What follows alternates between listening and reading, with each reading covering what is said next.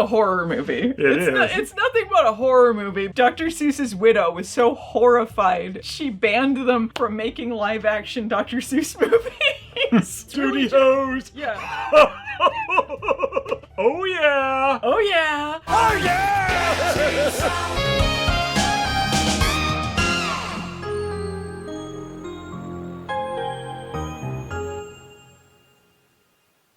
Hey everyone! Welcome back to Movie Nights! We watched an abomination! It's a complete disaster! Well, what are you gonna do? Well, see ya! Bye. Yeah, slushies, huh? See ya. Big gulps. This Could have been the Sprockets movie. Oh, big gulps, huh? All right. Well, see you later. Alright, before we get into the Sprockets backstory, let's first explain for people who don't know. In 2003, they made a live-action Cat in the Hat. You know the story. There's these kids, they're bored at home, a giant asshole cat comes and ruins their lives, they gotta clean up before their mom comes home. Yeah, in the book it's kind of like a minor ruining. Like he kind of comes in and messes around and then fixes it and leaves. He's kind of in and out quick. Here he's like, I'm gonna make your lives miserable, you little shits. I will not ever leave. I could be anywhere. You better run. Feels like you saw a monster. A monster? Where? This is a horror movie. It's nothing but a horror movie because if you watch it as anything else, you're horrified by the implications. At least if you think of it as intentionally being a horror movie, it's effective in that way. The Cat in the Hat is the best Cenobite. Even comes in with lament configuration and releases things 1 and 2. He has a box and he has such sights to show you. No! Don't open the box! Stupid kids. No opening the crate. You are quickly turning into one of my least favorite things. We'll tear your soul apart. You know, the difference between pain and pleasure, indivisible. That's why he was Pinhead in this whole thing. He was determined to make people suffer for his own pleasure. The movie's kind of mediocre until the point where you see that stupid Mike Myers Cat in the Hat face and you're just like, Yeah, the moment you see him, it's, ugh. That could have gone better. I think they were inspired by this when they made the Cats movie. They're like, we can be more horrifying. Yeah, we can You make want cats naked, ugly again. Idris Elba? Yeah, we can do that. Look at how ugly that shit is. We'll make our cats look like that. The difference between Cats and Cat in the Hat is if Cat in the Hat was doing that kind of shit, he would make it worse. He would be like, milk, and then he would spray milk out of his cat tits or something.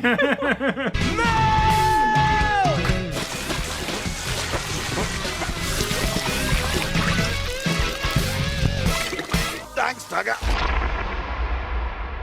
They had James Corden in the Cats movie, though, so.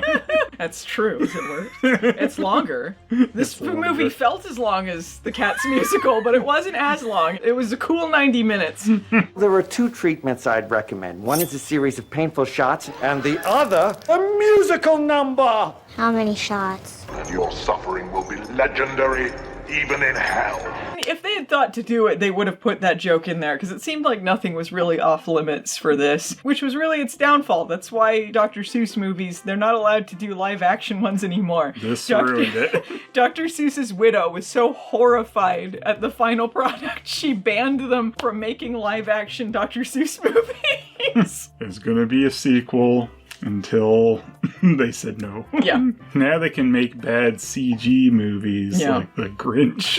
Yeah, they can do the Lorax and completely miss the point. But she's not around anymore, right? So whoever's in charge of the estate is allowing these things to happen. Yes. How could they let these things just be made? As long as it's not live action. You know, they had one that worked and then this. Yeah. How the Grinch Stole Christmas was the first live action big budget Dr. Seuss. They'd done like some TV specials and stuff, but this was the first big budget movie. Dr. Seuss. Yeah, that was a scary one where the Cat in the Hat was like fucking a lady or something. Oh, the places we'll go.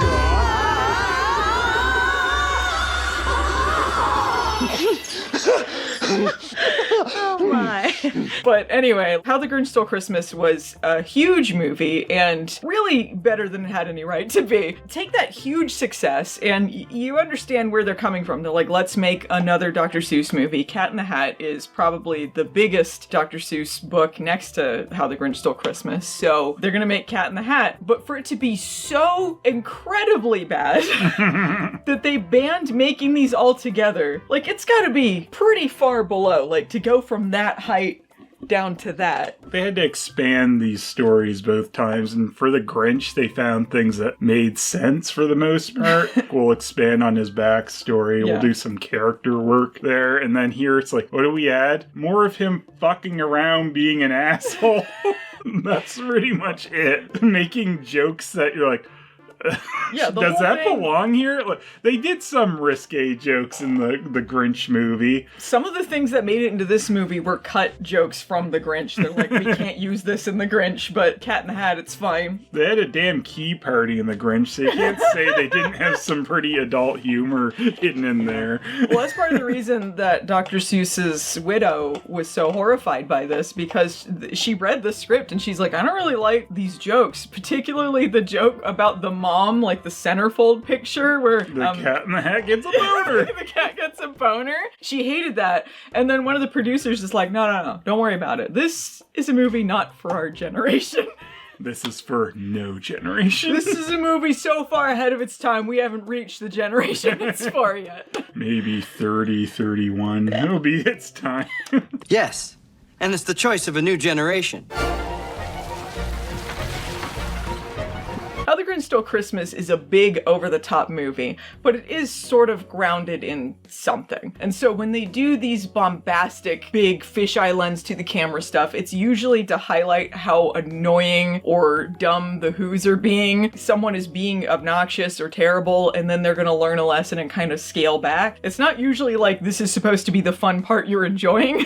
So they knew when to like pull back on something. It's not like Jim Carrey is known for his nuanced performance in that film, but he does pull back. So when there's supposed to be the heartfelt moment, there's the heartfelt moment. But this movie is constantly like shit flying across the screen. It's basically that one part where he's imagining them like making the noise and then they're like dancing around, but for like an entire movie. No one wants to watch that. Pure, unadulterated fun without any good sense or judgment. It's weird, the more adult humor worked better in the Grinch than this one, but I do feel like the Cat in the Hat would skew even a little younger than the Grinch. It does seem like it would skew younger, but also I feel like the adult jokes were more subtle in the Grinch. Here, they're more obvious with it. Like, it's not very clever, and it's also really juvenile way of doing the adult I jokes. mean, there's some times where he's like motorboating and Martha Mayhew. That's true. I wouldn't call that subtle. That's not exactly subtle. But, like, imagine a whole movie of shit like that. Yeah, because the movie's not always like that. The director was shocked that they didn't get a PG-13 on the first go-round, particularly the dirty hoe joke. He didn't want the dirty hoe joke in there, but Mike Myers fought for it. He's like, this is a joke worth fighting for. Dirty hoe. Oh, yeah. Dirty hoe. I'm sorry, baby. I love you. Come on, cat.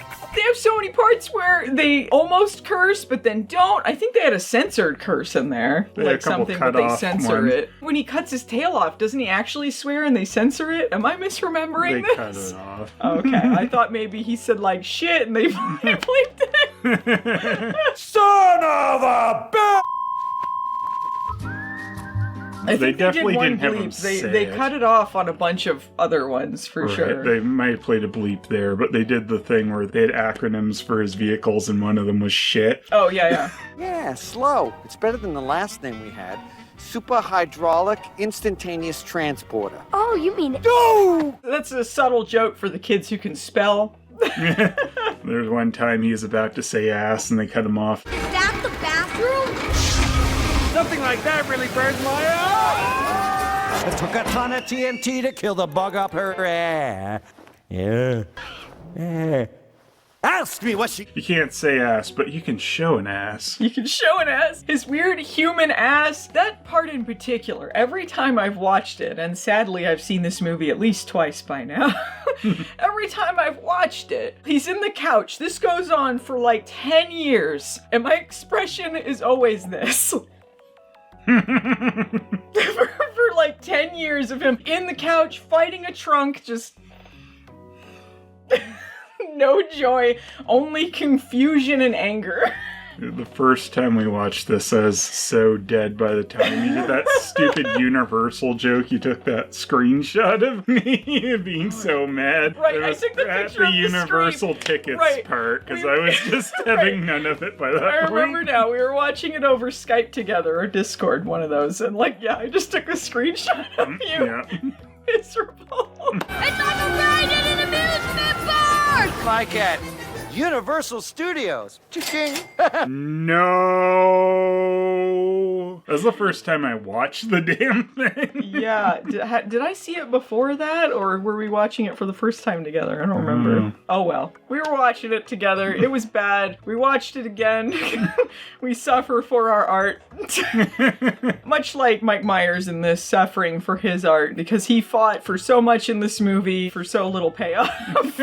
He didn't want to do this movie. It was a punishment for Mike Myers, and it was a punishment for the audience. It was a punishment for the producers. It was a punishment for everyone. No one got what they wanted out of this. This movie was neither enjoyable for children or adults. Discuss. I'm getting verklempt. It's neither enjoyable for children or adults. Discuss. Talk amongst yourselves. Yeah. Yeah, he does the whole thing as Linda Richmond meets the fuck. Yeah, meets the Cowardly Lion. The Cowardly Lion. It's Linda Richmond if she did the Cowardly Lion laugh, and he does that laugh about 1 million times in this film. He kind of did that laugh in Austin Powers, too. It's a Mike Myers thing. It really just encouraged all of his worst tendencies. Yeah. Around.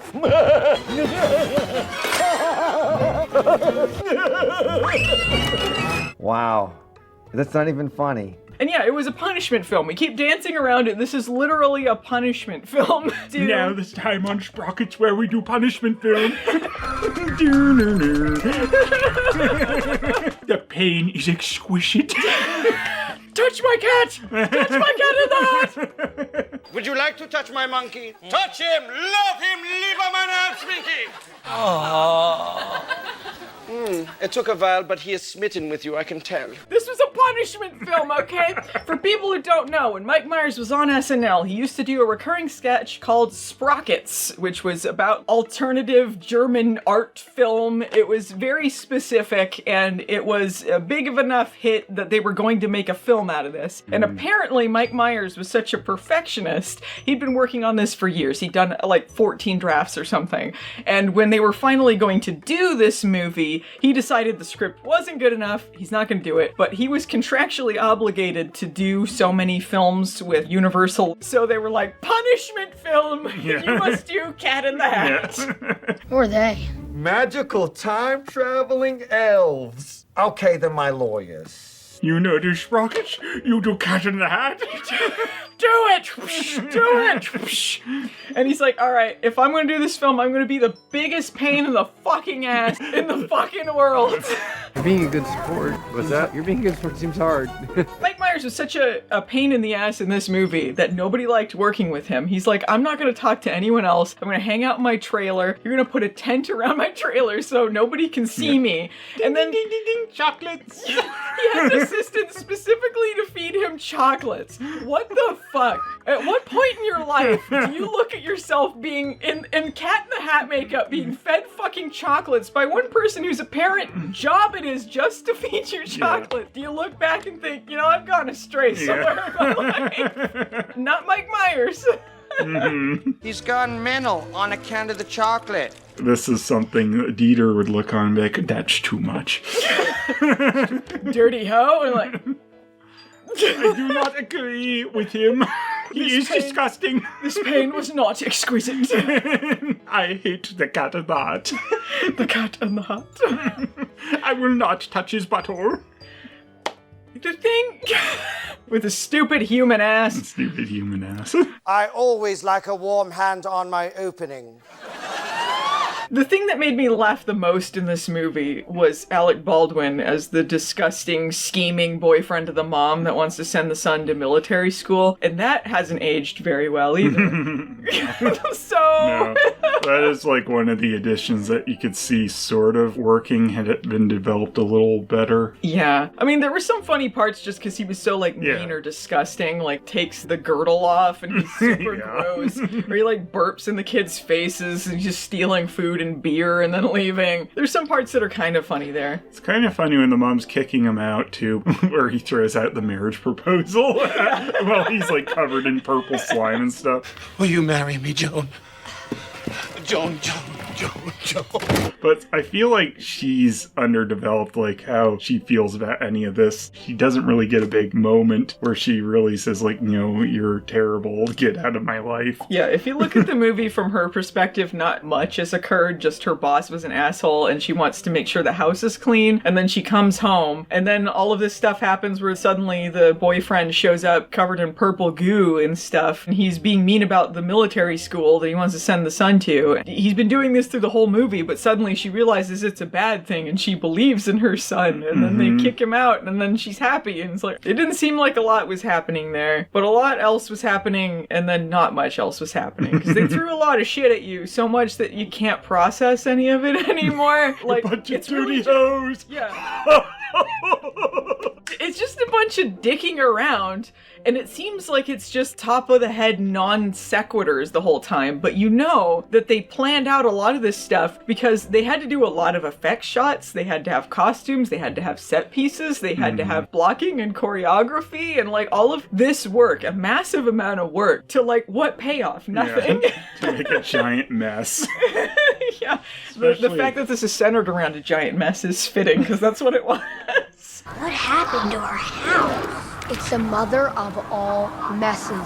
It actually is the mother of all messes. It just feels meandering and aimless because it is just the Cat in the Hat dicking around until they remember like a plot is supposed to be happening. And it's so annoying because there's like barely any structure to it. It's just a set piece after set piece after set piece of him just doing stupid comedy gags that aren't very funny. Some of which are just repeats of like other characters that he's done on SNL or in other movies. And you're like, this is the Cat in the Hat but using the Shrek voice? Like, who cares? I'm so excited! This amazing device can instantly make cupcakes out of anything. Anything. I'll get you, and I'll look like a bloody accident. Our slogan is, if it's no Scottish, it's crap!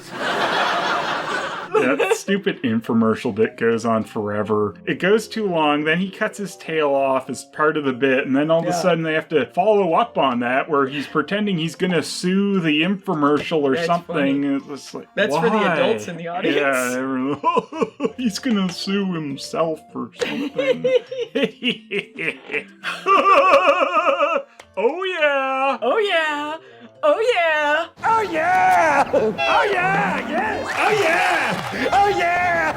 Oh yeah! That's going to be the hit catchphrase. They really wanted that to be a thing. It wasn't a thing. I got nothing. How did they manage to make some parts of this movie look so ugly too? Like where the mom works. They have this really harsh window lighting that looks really bad. They're trying to get some natural lighting in there, but it's like a completely green, cartoonish world, so it just feels like really ugly. They really did overdo the green.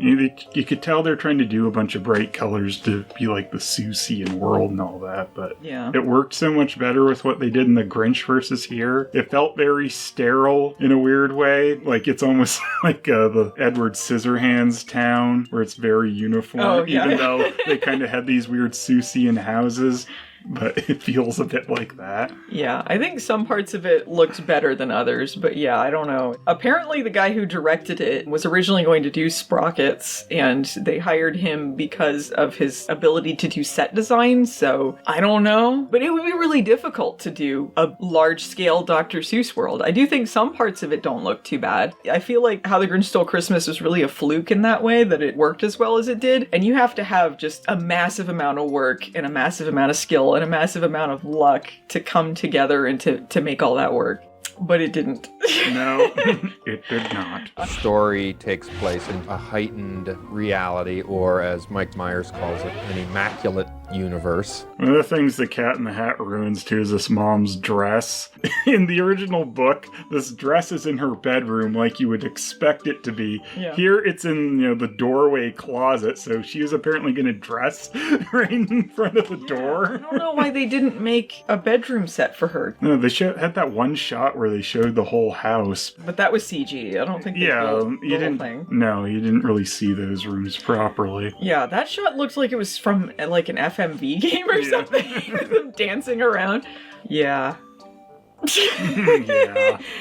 Yeah. Oh, yeah! There is like a horror movie edit of this, and I think it's really good, actually. When he shows up behind Alec Baldwin at the end, They do the Psycho, him falling down the stairs, but it's him falling into the river of sludge. They do the shot like it's Psycho when the guy falls down the stairs, but it's Alec Baldwin falling into his horrific Seuss world. I don't know why he has a separate world from them, because it's not like this is the normal world, it's also a Dr. Seuss world. But they're like, oh no, talking cats don't exist here, just talking fish. This cat should not be here. He should not be about. He should not be here when your mother is out. The fish is talking. But is he saying anything? No, not really. The kids act like that's not normal, and it's like, did the cat make the fish talk? But the fish, is of course the one saying this cat shouldn't be here, get him out of here, so why would the cat make him talk and say that? I don't know. Because it was all part of the cat's plan the whole time. He planned the day for them to learn a lesson. I planned the whole day. All of it? Yep. The house getting trashed? Yep. The Cat in the Hat is my favorite book. It's a great character you think is an anarchist at the beginning, and then you realize he's a teacher. What I love about the cat is that he kind of breaks into somebody's house and destroys it, and in the end, they're happy to have had the experience. They have this stupid running gag with the babysitter who's fallen asleep, and she just sleeps through the whole movie. A Weekend at Bernie's. Yeah, like she seems dead. It seems like she's a corpse when he's like puts her on a hanger, and he's like he's got a trophy with him. And then like there's the part where the Seuss world is invading, and then she's going into the couch. It's like some Cronenberg shit is happening in that part of the movie. Horrifying. Not good. Not good when it comes off. When he pulls Flavor Flav's girlfriend's out of lament configuration, and it just devolves into a bunch of nonsense. They had to, have all these things like planned to throw the dishes around and all this, and it just comes off like a bunch of nonsense that should have not been planned out.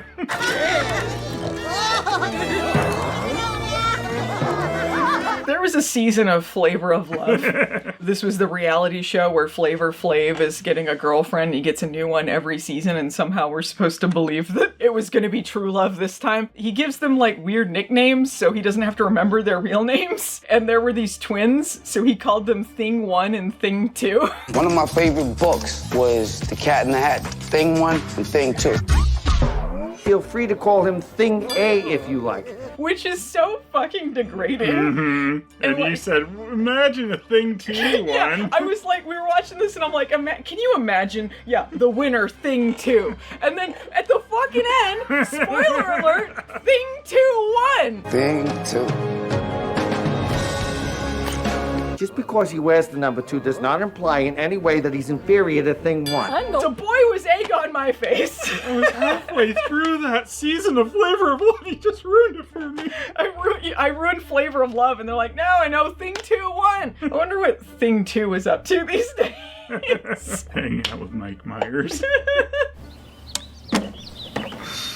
Flood? There's not a cloud in the sky.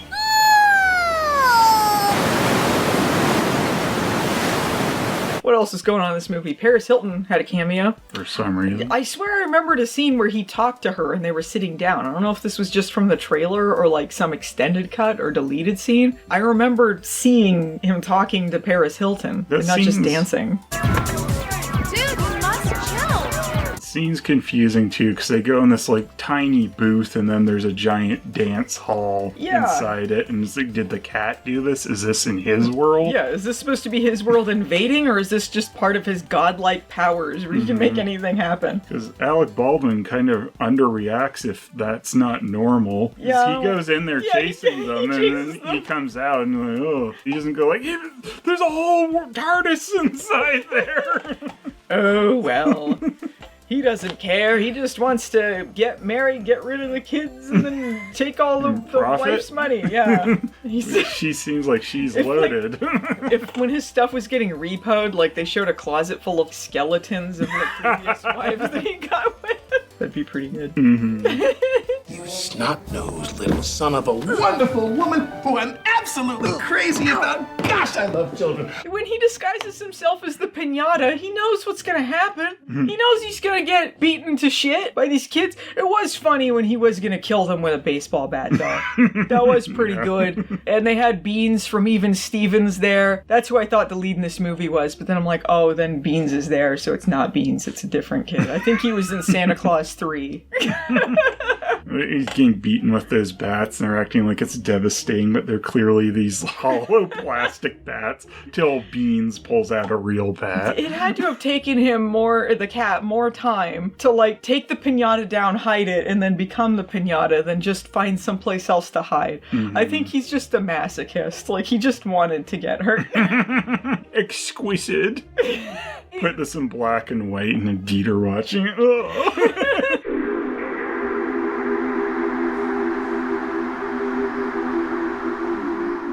Compelling yet tedious. I feel spent, like a man who is forced to wear his genitals like a pendant.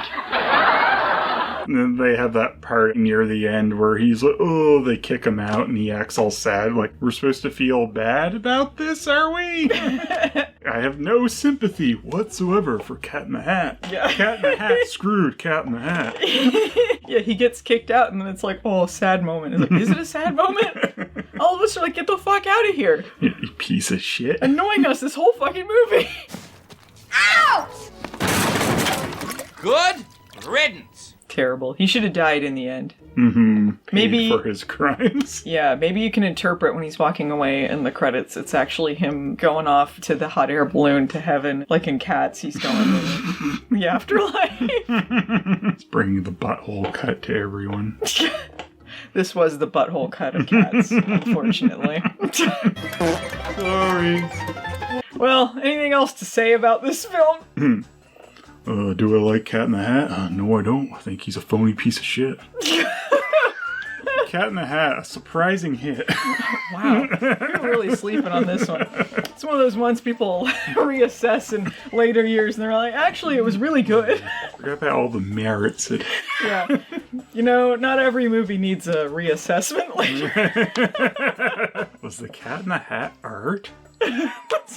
That's the video. I'll call it that. People like, oh, you're gonna say that? Oh, they're not calling it art at all. Clickbaited me for my hatred from Cat in the Hat. You're not just wrong, you're stupid. Now wait just a minute. I think the person who got the most out of this was the guy who had to feed Mike Myers chocolates. Every time he's doing a bit, he stopped and he went like, chocolates! Chocolates, please! Hope these aren't good for cats. Yeah, they're horrible. Who wants some? Try the cupcakes. They taste like dog. I only recommend this film if you are an expert bad movie lover. This is not for beginners.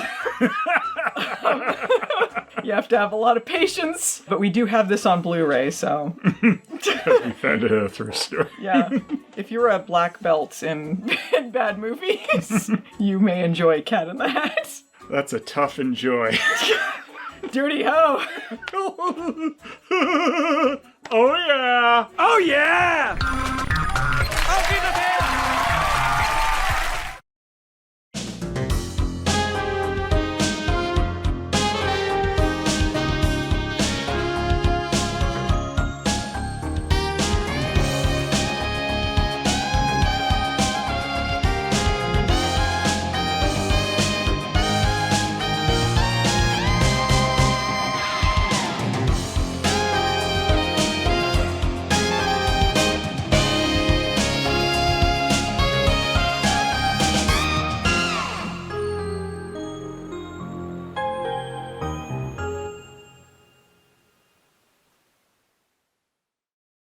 Kate's Catering.